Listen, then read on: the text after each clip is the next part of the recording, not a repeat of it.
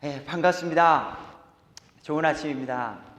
네, 어떻게 한 주간도 잘 지내셨는지 모르겠습니다. 저도 바쁘게 하루하루 살아가고 있는 요즘인 것 같습니다. 아시다시피 새롭게 일을 시작하고 많은 사람을 대하고 만나면서 삶의 활력소가 조금 저는 생기는 것 같아요. 네. 오늘의 제목은요, 갈보리 사랑침례교회에 오는 기쁨입니다. 그리고 부제목이 있어요. 부제목은 갈보리 사랑침례교회에 앞으로 오실 분들에게 쓰는 편지라고 보시면 될 것 같습니다. 이 교회에 오는 기쁨이 있으신가요? 저희가 나단이 학교를 보내고 아이들 학교를 보내면서도 물어보잖아요. 오늘 학교 재밌었니? 체리나 오늘 학교 재밌었어? 이야, 이 네라고 말하네요. 재미라는 것, 또 여기서 이렇게 말할 수 있죠. 교회가 재미로 다니는 건가요? 아니죠. 교회는 하나님의 진리를 배우는 곳이 맞아요. 그러면 진리만 있으면 될까요? 아니요. 사람이 있는 모임이기 때문에 이 안에는 웃음이 있어야 되고요, 재미가 있어야 돼요.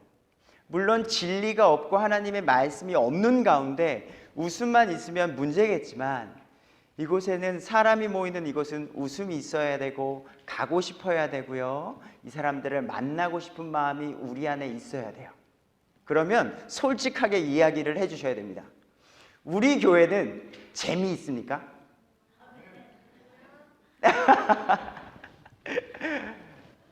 역시 어린이들은 솔직해요. 솔직히 재미없어요. 저도 재미없어요. 저도 지금까지 9개의 교회를 겪어왔습니다. 그냥 이렇게 앉아서 간 교회 말고 그 교회가 어떻게 운영이 되어지고 담임 목사님이 어떻게 그 교회를 이끌어 나가고, 아시다시피 저는 신학을 했던 사람이기 때문에 그 교회 내부를 파악하면서 교회를 다닌다는 거죠. 보통 교회는 많은 행사가 있습니다. 기본적으로 많은 사람이 있어요. 모임은요, 사람이 많아야 재밌어요. 이런 사람, 저런 사람, 이런 이야기, 저런 이야기, 이런 비즈니스, 저런 비즈니스 들으면서 듣는 정보들도 많고 재밌단 말이죠. 근데 우리는 아이고 벌써 다 새버렸네. 소수의 사람들이 모여서 한 사람을 알아가는 데에는 그리 많은 시간이 걸리지 않아요.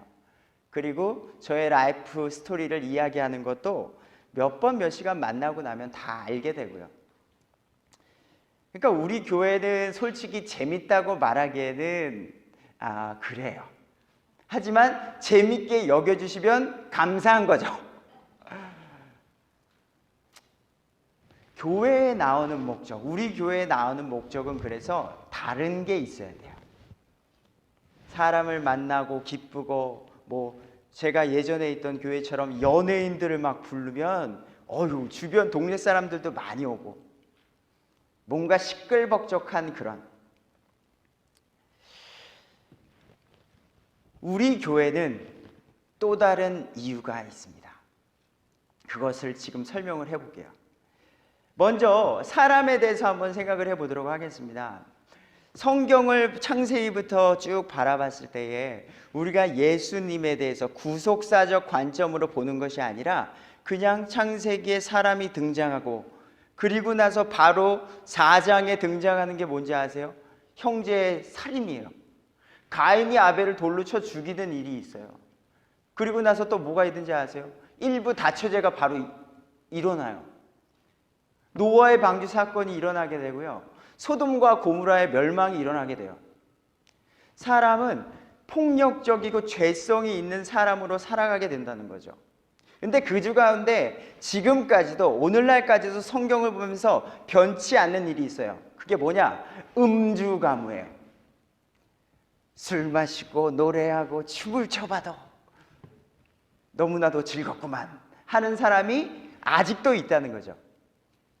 지금도 밴쿠버 어딘가에서는 주말을 불태워서 즐기는 사람이 있을 거예요. 한국 같은 경우는 휘황찬란합니다. 어떤 선교사님이 한국이라는 나라를 와서 이렇게 말했다고 하죠. 정말로 고개만 돌리면 십자가가 한 3-4개가 보이는 거예요. 제가 밴쿠버를 오니까 더 이해가 가는 것 같아요. 여기는 고개 돌려도 교회 보기가 힘들잖아요. 그래도 저쪽 가야 뭐 교회 있고 저쪽 가야 교회 있고. 근데 한국은 지하철을 타고 고개를 돌리면 십자가 하나 둘 셋 넷 다섯 여섯 일곱 10개는 찾을 수 있다고요. 그런데 재미난 건 십자가가 이렇게 많은데 술집은 왜 이리 많은가? 예수님을 정말 바르게 믿는다면 둘 중에 뭐 하나는 망해야 되는 게 아니냐는 거죠. 정말 예수님을 잘 믿고 바르게 가는 그곳이라면 저런 율락가라 이런 술을 하는 막 그런 데는 망해야 될 것인데, 야, 2개가 많다는 건 뭘까 하고 고민했다는 이야기를 들었어요. 성경 속에서도 술이라는 것, 포도주라는 게 등장을 합니다. 창세기 19장 31절에 롯의 가족의 이야기가 등장하죠. 소돔과 고모라 땅, 하나님께서 말씀하십니다. 이제 그곳은 죄가 가득해서 멸망하겠다. 불과 유황으로 심판하겠다. 결국 롯의 가정을 구출해 주세요. 롯과 롯의 아내 그리고 그 2 딸만 데리고 소알이라는 작은 도시로 이제 피신을 갑니다. 대신에 이렇게 말하죠. 대신 절대로 뒤를 돌아보지 말아라. 그러면 소금 기둥이 돼서 죽을 것이다. 뒤로 소알 땅으로 도망을 가는 가운데 유황과 불로 그 전쟁과 같은 그런 현상과 소리가 들렸을 거예요. 하나님의 무서운 심판, 죄악이 가득한 곳에 심판이 그렇게 있었을 때에 하나님의 은혜를 얻고 롯의 가족은 구출을 하게 됩니다. 근데 아쉽게도 그 땅이 얼마나 그리웠던지 롯의 아내는 아이고 고개를 돌려서 그만 소금 기둥이 되어버리고요.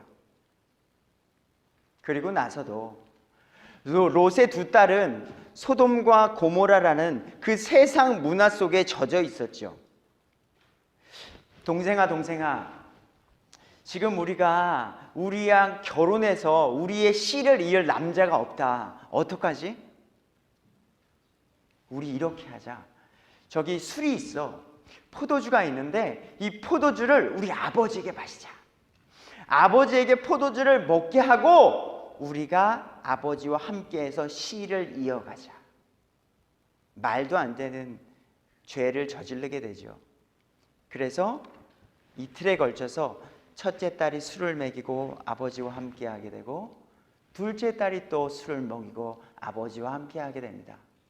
롯은 얼마나 먹었는지 그것에 대한 기억조차 하지 못했다고 성경은 말하고 있고요. 그런데 이렇게 술로 시작된 그 죄악, 그래서 롯의 2 딸은요 모압 족속의 씨가 되고요 암몬 족속의 씨가 돼요. 이 2 족속은 결국에는요 엄청난 우상 숭배를 하는 민족이 되고 맙니다. 그래서 그모스와 바알볼, 몰렉의 신을 섬기는 족속이 되고 하나님의 심판을 받는 족속이 돼요. 술이라는 것, 지금도 술이 존재하고 있고요. 춤추는 것, 노래하고 춤을 추고, 언제부턴가 한국에는 노래방이라는 게 붐이 됐었어요. 그때가 제가 중학교 시절이었을 것 같아요. 언제부턴가 이제 노래방이라는 기계가 생기고 그 방에 들어가서 이제 춤을 추면서 노래를 하는 그런 문화, 그게 이제 문화적으로 되어버렸죠. 근데 이게 또 언제부터 성경 또한 나오느냐, 우리 출애굽기 32장에 모세가 이제 이스라엘 백성들을 데리고서 이제 이집트에서 나왔습니다. 홍해라는 놀라운 사건을 겪습니다. 우리를 구출해 주신 그분, 10가지의 기적을 겪고 우리를 구원하신 하나님을 찬양해야지. 그런 가운데 이 광야 여정을 하는 가운데 이제는 모세는 이스라엘 백성을 두고 혼자 시내 산에 가서 2 돌판에 10계명을 받으러 갑니다. 하나님께서는 모세에게 이렇게 2 돌판에 새겨주세요. 다른 신을 내게 두지 말라. 이 계명, 우상을 내게 두지 말라. 내 이름을 함부로 칭하지 말라. 안식일을 거룩히 지키라 하면서 십계명들을 주고 있는 그 사이에 저 밑에 이스라엘 백성들은 모세 어디 갔어? 모세 어디 갔어? 왜 안 나타나는 거야? 우리의 지도자가. 아론, 우리 책임져. 아론이 결국에 이스라엘 백성들을 해서 한 행동은 너희들이 아끼는 금부치를 가지고 와라. 32장 출애굽기 32장 전반부에 보면 너희들의 아이들의 금부치, 너희들이 아끼던 그 금부치, 이집트 땅에서 피신 나올 때에 소중한 거 챙겼을 거 아니에요. 보따리에 이거 내가 아끼는 것들, 금은보화들 챙겨서 열심히 나온 그거를 가지고 지금 광야길을 가는 가운데 그 소중하게 여기는 아끼는 거 가지고 오라는 거예요. 그리고 그것을 녹여서 금송아지를 만들었죠. 금송아지 만들고 뭐 했어요? 노래하고 춤추고 한 거예요. 우리를 인도하신 하나님은 저쪽 모세와 함께 있는데 여기서 노래하고 춤추고 금송아지 놓고, 하나님은 우상 만들지 마, 다른 씨를 내게 두지 마, 모세에게 알려주고 있는 그때에 이쪽 이스라엘 백성은 금용상을 만들고 다른 신을 만들고 그들에게 우상으로 경배하고 있었다고요. 결국 죽게 되는 일이 일어나게 되지만 또 그들의 한 행동이 뭐냐, 막 모세가 두 돌판을 가지고 이제 하나님의 말씀을 가지고 내려옵니다. 하나님의 이 말씀을 가지고 이스라엘 백성에게 전해주려고. 근데 그 진지 근처에 왔는데 쿵쾅 우 소리가 나는 거죠. 이게 무슨 소리야 하고 그 가까이 갔을 때에 이게 뭐예요? 지금 내 돌판에 새겨진 우상을 만들지 말라. 그 우상을 만들어 놓고 있는 그들에게 너무나도 화가 나 그 돌판을 던져 깨버립니다. 정말 화가 나신 적 있으세요? 예수님을 정말로 믿는 그런 믿음의 화를 물어보는 거예요. 비즈니스를 하다가 어떤 나쁜 사람을 만나서 이게 뭐예요? 왜 이래요? 이런 시비 거는 그런 화 말고, 우리가 예수님을 믿는 믿음으로써 예수님에 대한 모욕적인 말을 누가 했을 때에 우리 안에 화가 있냐는 말입니다. 동성애가 괜찮습니다 라고 법적으로 이야기할 때 우리 안에 화가 나냔 말입니다. 우리가 믿는 그 하나님, 나를 위해 대신 죽으신 그 예수님을 누가 뭐라고 함부로 말할 때 우리 안에 화가 나냔 말입니다. 그렇다면 우리 안에는 믿음이라는 그 어떤 것이 있다는 거라고 저는 생각이 들어요. 더 쉽게 얘기해 보도록 하겠습니다. 어떤 지나가는 사람이 제 아내에게 심한 욕을 했다고 생각해 보십시오. 예, 맞습니다. 우리 여보는 그런 사람입니다. 그게 정상적인 사람일까요? 어떤 사람이 내 아이에게 심한 욕을 했다고 생각해 보십시오. 예, 맞습니다. 내 아이는 그렇게 뭐가 없는 아이입니다. 근데 하나님에 대해서 누가 뭐라고 이야기했을 때에 우리는 어떻게 반응할까요? 여하튼 사람은요, 본능적으로 죄성을 타고났고요, 자연스럽게 지금도 음주 가무를 즐기면서 생활을 하고 있는 사람들이 많이 있습니다. 그러다 보니까 교회의 역사 가운데 대한민국의 기독교의 역사는 100여 년이 조금 넘습니다. 예전에는 예배를 드릴 때에도 형제님들 이쪽에 앉으십시오, 자매님들은 이쪽으로 앉으십시오, 커튼 치십시오 이렇게까지도 했었죠. 근데 요즘은 너무 편안하죠. 너무 하나님 앞에 나올 때의 그 거룩함, 찬양은 지존하신 주님 이름 앞에 모두 무릎 꿇고 다 경배해. 고백은 이렇게 하는데 우리의 예배와 모습 속에서는 그런 모습을 찾아보기가 점점 힘들어지는 현대 교회의 모습들이 있기 때문이에요. 그래서 교회에 와도 찬양, 기도, 헌금, 대화, 호칭, 다양한 모든 부분이 자유로워졌어요. 그러니 너무 이 교회라는 곳이 교회인지 어떤 세상 모임인지 모르는 기준까지 가게 되는 그러한 것이 있다는 거죠. 성경은 이러한 것에 대해서 이렇게 경고하고 있습니다. 요한일서 2장 15절에 세상이나 세상에 있는 것들을 사랑하지 말라. 어떤 사람이 세상을 사랑하면 아버지의 사랑이 그 속에 있지 아니하니 세상에 있는 모든 것, 즉 육신의 정욕, 안목의 정욕, 인생의 자랑은 아버지에게서 나지 아니하고 세상에서 나느니라. 우리도 육신의 몸을 갖고 살고 있습니다. 그래서 재미를 추구하고요, 어떤 즐거움을 추구합니다. 그런데 이런 것들이 너무 지나치다 보면은요, 쾌락으로 갈 수 있다는 거죠. 저는 개인적으로 저를 아시겠지만 웃음이 아주 많은 사람입니다. 저는 제 삶을 제가 즐겁게 만들고 싶은 사람이에요. 그래서 제가 있는 곳이 즐거웠으면 좋겠어요. 근데 그 즐거움이 어느 선을 넘어가게 되면 사람에게 상처를 줄 수가 있다는 것도 압니다. 어떤 그 웃음이라는 것이 어떤 경계선을 넘어가게 되면 타락까지도 갈 수 있다는 거예요. 예배 안에서도 우리와 진리와 웃음과 교제와 친교와 이런 것들이 있어야 되지만 우리 안에 질서 또한 있어야 한다는 거죠. 갈보리 사랑 침례교회, 다시 한번 생각해 보도록 하겠습니다. 저희 교회는 어떤 곳일까요? 우리 교회가 교회를 꾸몄다면 어떻게 꾸몄을까요?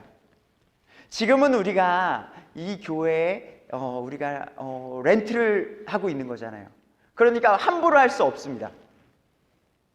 하지만 예배당이라는 곳에 어느 곳에 가면 휘황찬란하게 꾸며놓은 곳도 많이 있기 때문이에요. 하지만 우리는 이 예배당은 깔끔하고 단정하다는 게 우리의 믿음이기도 하고요. 교회를 가실 때에 여러분들은 어떤 것들을 보고서 교회를 방문하십니까? 한국으로 가셨을 때에 또는 피치 못할 사정상 다른 교회에 가셨을 때에 주보에 보통 이런 문구들이 많죠. 우리는 사랑이 넘치는 교회입니다. 우리는 나눔이 가득한 교회입니다. 예. 근데 이거는 교회를 정말로 모르시는 분들이 그런 것들을 보시는 거죠. 교회를 어느 정도 아시는 분들은 우리의 믿음이라는 고백글이 있습니다. 모든 교회는 이러한 것이 있어야 됩니다. 그래서 우리 교회의 구원가는 이렇습니다. 우리가 쓰는 성경은 이것입니다. 우리가 보는 계시록, 말세는 우리는 이런 것입니다. 우리가 왜 침례와 주의 만찬을 행하는 이유는 여기에 있습니다. 이것이 우리의 믿음입니다. 이런 것들을 파악하고서 그 교회에 가야 한다는 거죠. 그래서 저는 갈보리 사랑 침례교회를 찾아왔다는 거죠. 더 솔직히 말해보도록 하겠습니다. 이 주변에는 사람이 많은 교회들이 있습니다. 재밌습니다. 어린이 부서 매주마다 행사가 있어요. 중고등부 다양한 행사와 프로그램이 있어요. 뭐 장년부, 청년부 다양한 행사가 있어요. 교사해야 되죠. 찬양대 해야 되죠. 다양한 행사 속에서 이 부서 도와야 되죠. 저 부서 도와야 되죠. 뭔가 봉사를 열심히 하고 나면 내 안에 기쁨과 보람이 생겨난다는 거죠. 근데 그런 것들을 하고 나다 보면 정말로 성경에 대한 어떤 심도 있는 질문을 했을 때에 대답을 할 수 있는 그런 어떤 성경적인 깨달음을 가지고 있느냐라고 물어봤을 때 그런 건 없다라는 거예요. 그걸 어떻게 아느냐? 제 주변 최근에 제가 사랑하는 가정이 있습니다. 근데 최근에 저에게 연락이 왔어요. 이렇게 문자가 왔습니다. 성경책 여러 가지 버전으로 해석된 거 말고 가장 원문에 가까운 성경 이름이 뭐였죠? 가장 원문에 가까운 성경. 자, 아주 신앙생활도 바로 하는 가정이에요. 예뻐요. 아주 둘 다. 자녀들도 바르게 키우고. 근데 신앙생활을 오래 한 저에게 이게 예전에 전 킹제임스 성경에 대해서 이야기를 해줬거든요. 자료집을 주면서 성경의 역사에 대해서 꼭 공부해 보길 바래. 그리고 성경을 비교 대조해 보길 바래. 그러면서 그 책을 권면해 줬었습니다. 근데 이 질문 속에서 생각하는 거예요. 원문에 가까운 성경이라면 하나님이 보존해 주신 완전한 성경은 없다는 거죠. 이 친구가 찾는 건 가장 가까운 성경을 찾으니까. 아시다시피 저도 신학교에서 완전한 성경은 없다라고 배웠습니다.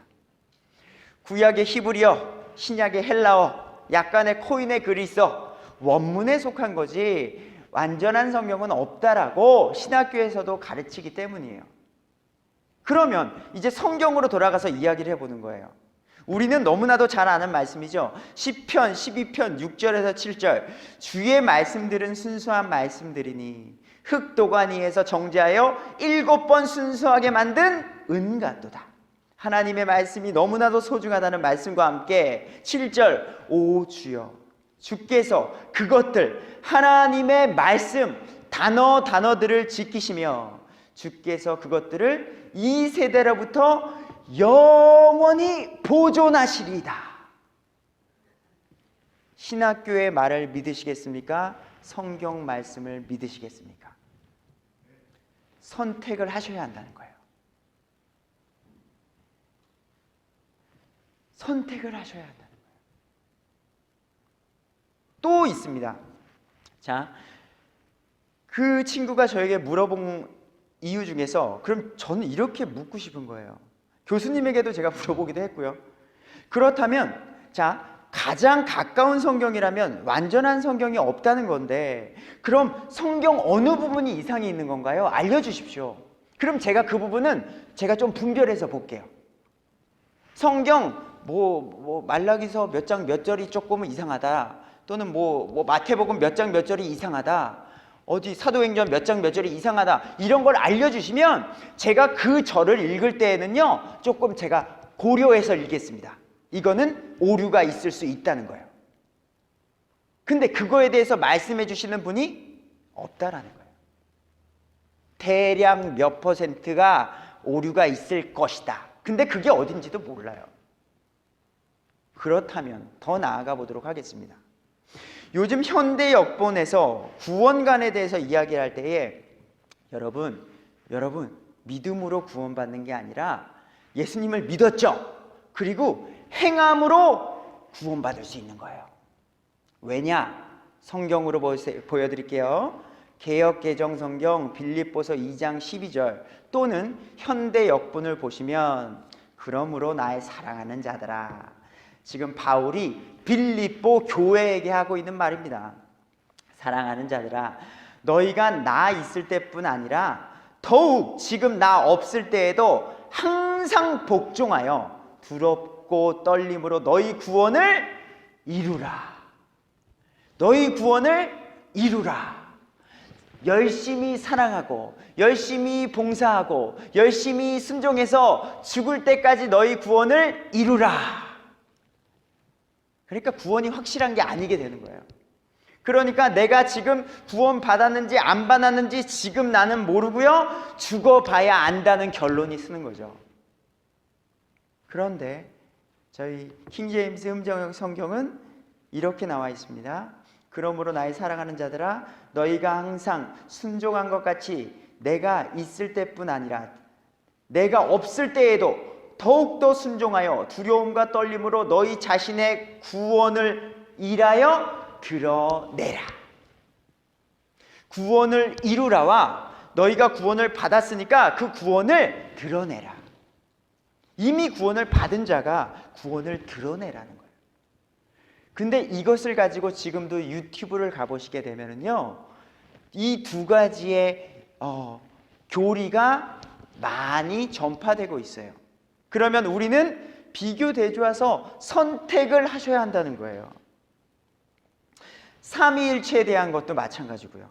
우리는 요한일서 5장 7절에 분명하게 나타나 있는 이 말씀, 하늘에 증언하는 세 분이 계시니 곧 아버지 하나님, 말씀 예수님, 성령이시라. 또 이 세 분은 하나이시니라. 분명하게 나와 있다는 겁니다. 현대 역본 비교해 보시면 되겠습니다. 궁금하시면. 예수님을 믿으십니까? 저는 학생들에게 자주 물어봅니다. 예수님 믿니? 제가 아는 분들에게도 물어요. 예수님 믿으세요? 저는 아는 사람들 이렇게 만나도요, 저 교회 다닙니다라고 말하진 않아요. 저는 예수님을 믿습니다라고 표현을 일부러 해요. 교회 다니는 거야 어느 누구나 다닐 수 있거든요. 근데 예수님을 믿냐라는 그 말. 예수님을 믿으십니까? 더 물어보겠습니다. 왜냐?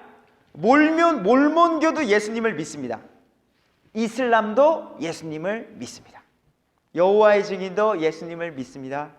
가톨릭도 예수님을 믿어요. 근데 그 예수님이 달라요. 이게 문제라는 거죠. 그래서 예수님을 믿습니까? 라고 물어봤을 때에 네라라고 말했을 경우에 또 물어보게 됩니다. 어떤 예수님을 믿습니까? 성경에 있는 그 예수님을 나는 믿습니다. 그리고 그 성경이 뭐라고 말하고 있는지를 바로 알고 이야기한다는 거죠. 이런 거죠. 제 아내 비유를 해볼까요? 누구에게 제 아내는 상상해 보세요. 아직 보지 않았다고 생각해 보십시오. 제 아내를 만나지 않고 지금 저만 안 상태에서 제 아내는 예쁩니다. 그럼 여기 예쁘신 분이 제 아내가 될 수 있는 거예요. 제 아내는 머리가 깁니다. 그럼 여기 짧으신 분들 이제 탈락. 전보내자면 탈락. 제 아내는 노래를 못합니다.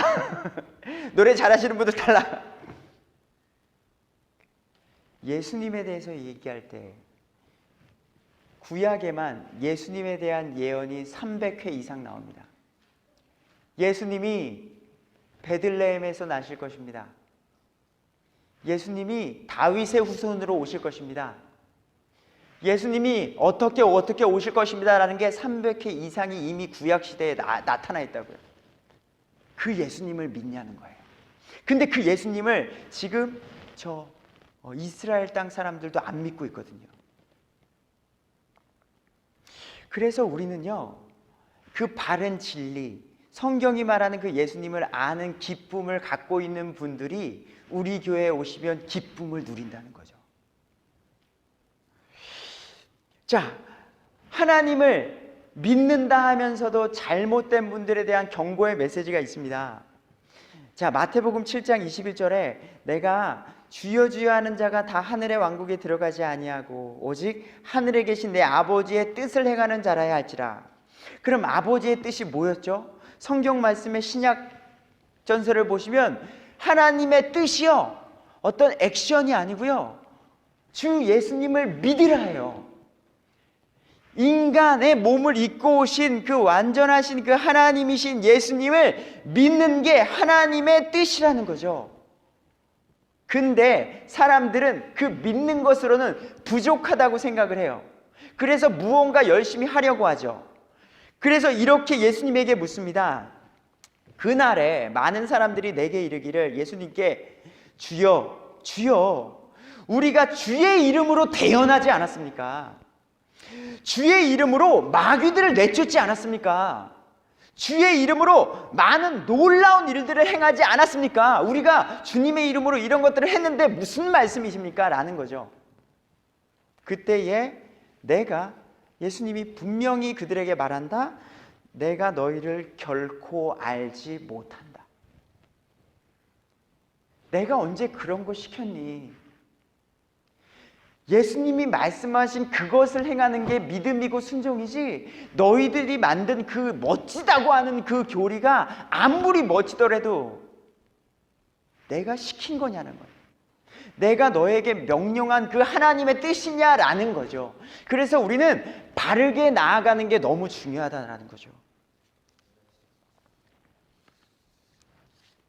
여러 가지 간단한 것들을 생각하는 거예요. 그래서 좀 다양한 것들을 한번 저는 겪어보시는 게 바래요. 만약에 우리 갈보리 침례교회를 이제 몇 년 다니시다가 아우 우리 교회 너무 패턴이 똑같고 우리 교회 그냥 좀 밍숭맹숭해네, 그런 분들은 저는 적극 목사님 허락 없이 이런 말 하면 안 되겠지만 다른 교회 한번 가보십시오. 저는 못 가서 그래요. 저는 못 가서 그래요. 이 작은 교회가 저는 너무 사랑스럽고 귀해서 그렇습니다.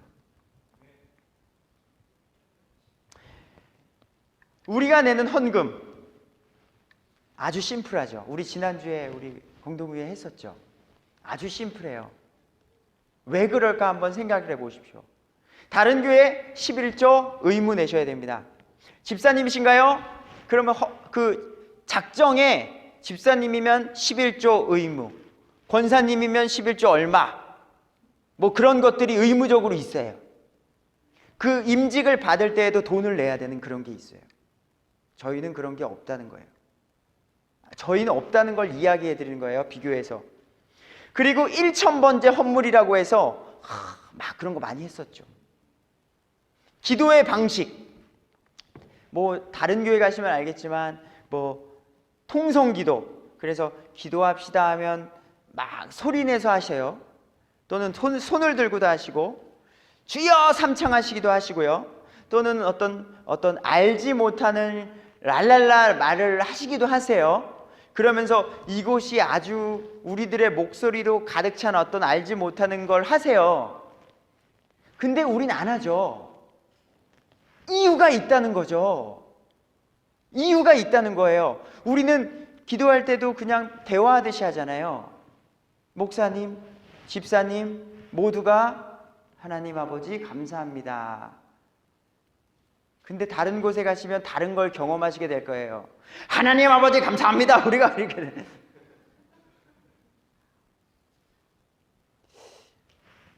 믿음에서 나오는 행동이라는 거예요. 그게. 그러니까 이거에 대해서 성경적으로 생각을 한번 해보시라는 거예요. 우리 찬양 어떻게 하시죠?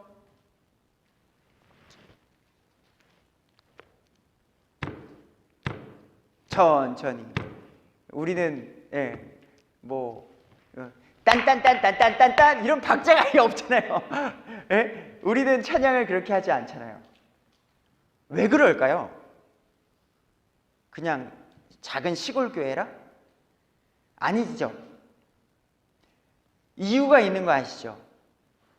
사람에게는 우리의 혼, 영, 육으로 된 이것이 그런 박자와 비트에 얼마나 영향을 받는지, 세상 문화 속에서 영화나 드라마나 요즘 가요나 이런 비트를 통해서 사람을 흥분시키고 고조시키는 것, 가사에 집중하는 것이 아니라 날 위해 죽으신 예수님과 부활하신 그분을 찬양하고 이 세상을 만드신 그것에 우리의 마음을 집중하는 것이 아니라 그 비트. 여러분, 무당이요, 무당 굿하는 거 보신 거 있으세요? 조용히 무당 굿할 때 나의 신이시여, 나의 신이시여 어서 오시옵소서 이렇게 굿하시는 분 보신 적 있으세요? 아니요. 토속신앙부터 역사적으로 동일합니다. 예? 징이 필요하고요, 시끄러운 음악이 필요하고요, 그리고 몸을 절대로 가만히 있지 않습니다. 잠깐 죄송하지만 흉내를 내볼게요.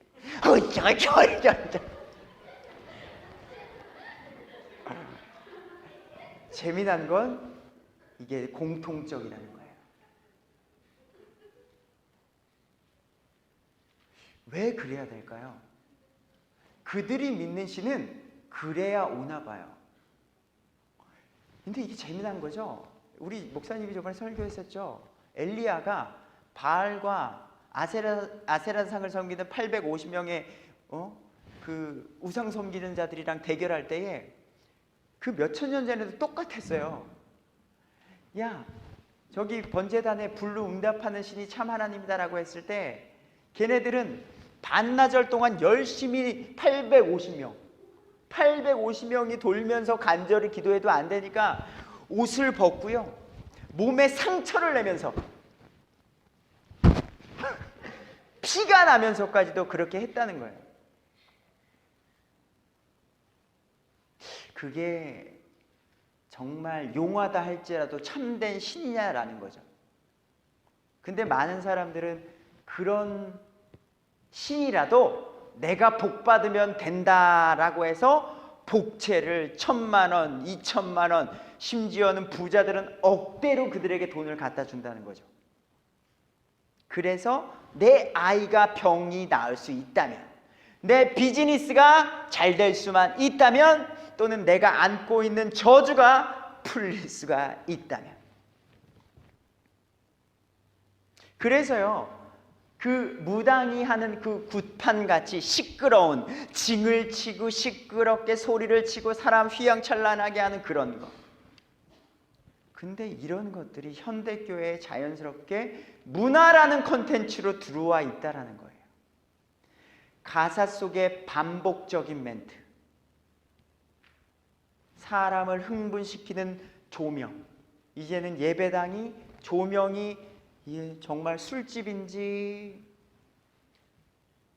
무슨 뭔지 모를 정도예요. 이런 것들에 대해서 경계심이 전혀 없습니다. 한국은. 호칭도 마찬가지죠. 우리 교회 처음에 저도 어색했습니다. 저도 장로교회에서 신앙생활을 오래 했기 때문이죠. 그러다 보니까 형제님이래. 내 형제는 한국에 있는데 왜 형제님이야. 자매님은 근데 자매님 치고는 우리 할머니 연배인데. 그런 거죠. 그 호칭에 대한 우리의 의미. 그리고 일반 교회는 어느 누구나 집사님, 권사님, 장로님, 안수 집사님, 사찰 집사님, 서리 집사님, 다양한 직분이 있어요. 그럼 궁금한 거죠. 그럼 뭘까? 어떤 게 옳은 것인가? 성경을 믿는 저희들에게 있어서는 이걸 읽는 거예요. 디모데전서 3장의 말씀을 저는 보면서 비교하는 거예요. 먼저 목사님의 자격을 한번 볼까요? 3장 1절이에요. 제가 읽어볼게요. 저는 읽으면서 제가 이 교회에 있는 이유와 이런 것들을 생각해 보는 거예요. 자, 목사님 하는 순간 누가 떠올라요? 우리는 정진영 목사님. 이분이 이 말씀과 같은 사람인가? 아니면 잘라버려야지. 맞잖아요. 남자가 감독의 직무를 사모하면 선한 일을 사모하는 이 말은 참된 말이로다. 남자가 목사의 일, 하나님의 일을 선포한다는 건 감사하다는 거죠. 그러나 감독은 반드시 책망받을 것이 없으며, 한 아내의 남편이며 깨어 있으며 맑은 정신을 가지고 있으며 행실이 바르며 손님 대접하기를 힘쓰며 가르치는 재능이 있으며 자기를 술에 내주지 아니하며 구타하지 아니하며 더러운 이익을 탐내지 아니하며 오직 인내하며 말다툼하지 아니하며 탐욕을 부리지 아니하며 자기 집을 잘 다스려 자기 자녀들의 모든 위엄으로 복종시키는 자라야 할 것이며, 남자가 자기 집을 다스릴 줄 알지 못하면 어찌 하나님의 교회를 돌볼 수 있으리요. 초신자는 아니 되나니 이것은 그가 교만으로 높아져 마귀의 정죄에 빠지지 아니하게 하람이라. 또한 그는 반드시 밖에 있는 자들로부터 좋은 평판을 받아야 하니 이것은 그가 비방과 마귀의 올무에 빠지지 아니하게 하람이라. 저는 이 기준으로 목사님을 봅니다. 네, 저는 이 기준으로 이제는 목사님을 본다는 거예요. 밴쿠버에 왔으니까 그래도 뭐 이게 아니라 사람을 볼 때에 이 기준, 완벽하다는 게 아니에요. 완벽한 사람이 없는 것도 제가 압니다. 왜? 아시다시피 저도 신학을 했고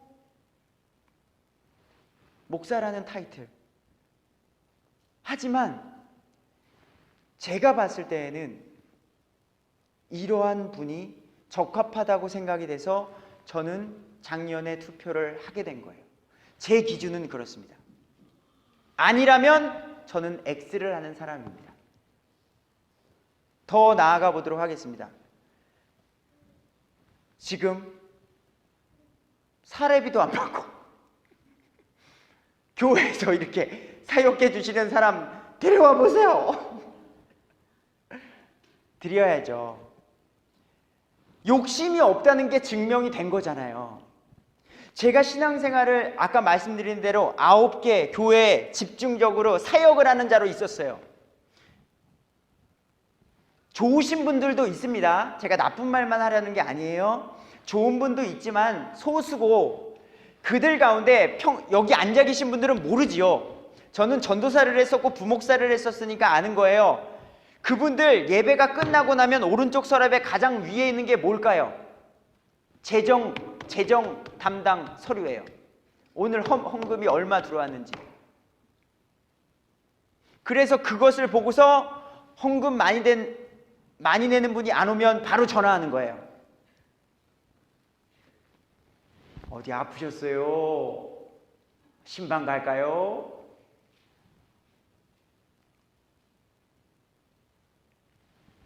그거를 제가 보아와서 그렇습니다.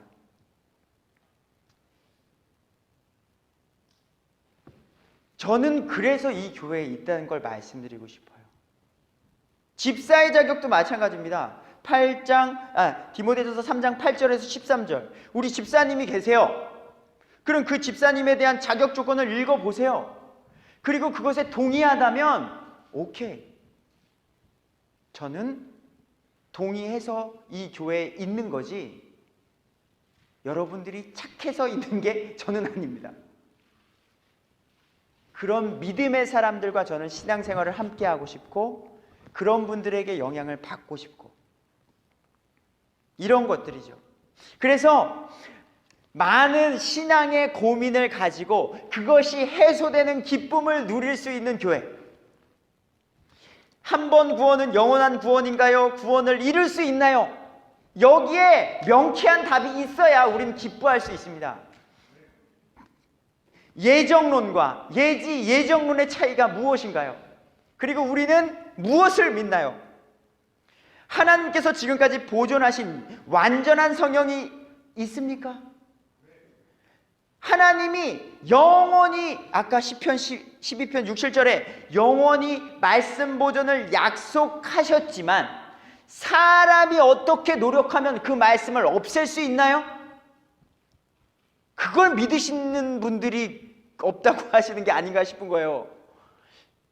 전 재미난 게, 하나님은 기도할 때 죽은 자도 살리시는 분입니다 하나님 하고 기도해 놓고서 완전한 성경은 못 지켜 라고 말하는 게 난 이해가 안 가서 그래요. 전지전능하신 하나님 찬양할 때는 막 이래요. 근데 완전한 성경은 하나님이 못 지키지. 인간이 다 없애버렸거든. 묻고 싶은 거예요. 인간이 하나님의 계획을 막을 수 있는가? 전천년설 믿음인가? 무천년설인가? 후천년설인가? 곧 궁금한 교리들을 분명히 과학적, 논리적, 성경적, 문맥적으로 깨닫는 기쁨이 있는 교회, 그 교회가 우리 교회가 되길 주님의 이름으로 축원합니다. 그래야 우리 교회 오는 기쁨이 있어요. 그래야 찬양할 때에도 기뻐요. 기도할 때도 기뻐요.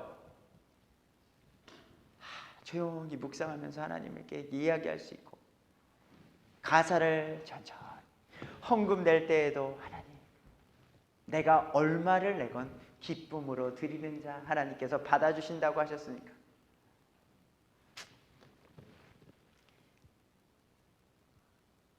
근데요, 이러한 것들을 궁금해하지 않고 신앙생활을 하거나 이러한 것들에 대해서 아무런 반응이 없는 분들이 있어요.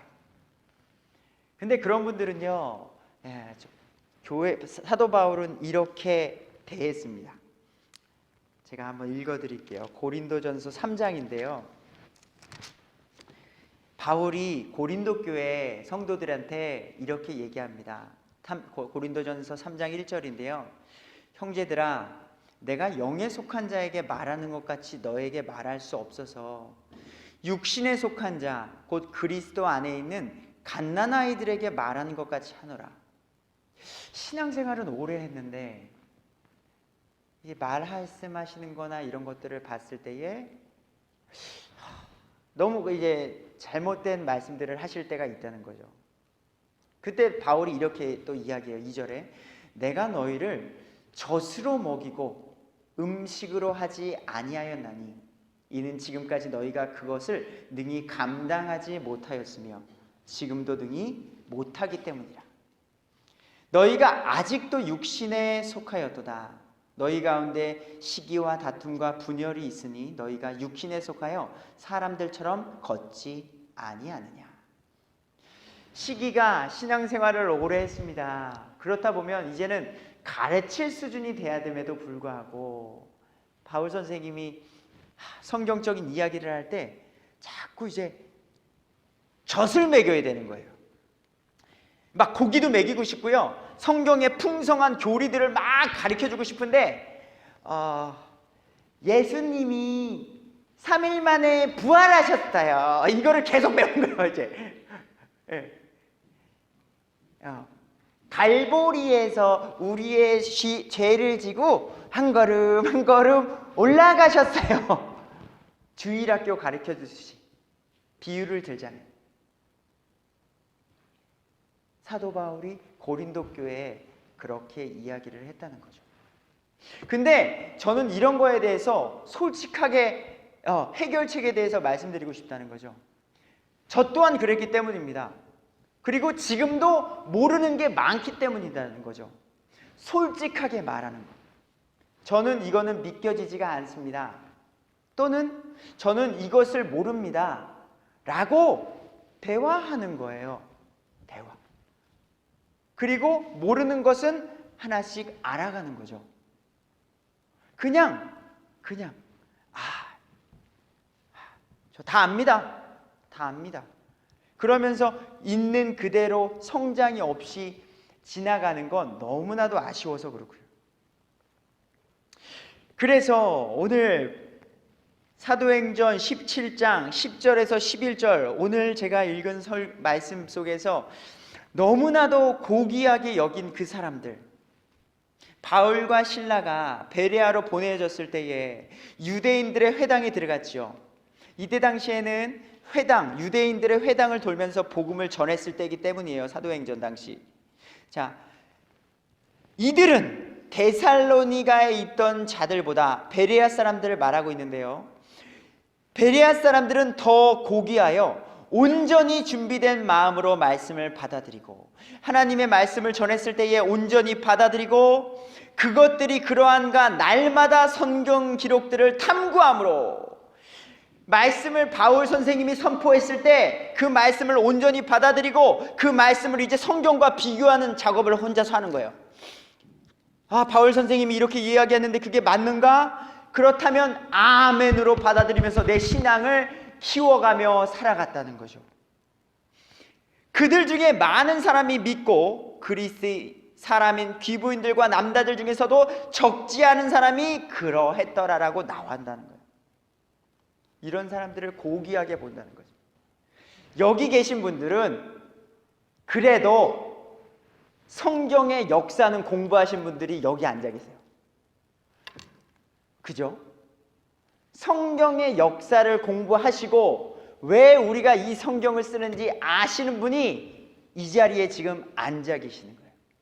근데 그 과거에 성경 비교 대조가 1시간이면 끝났습니까? 저는 장로교에 있어서 3년 걸렸어요. 3년. 그 비교 대조하고 옛 허물을 벗는데. 근데 그래야 여기에 있을 수 있다는 거예요.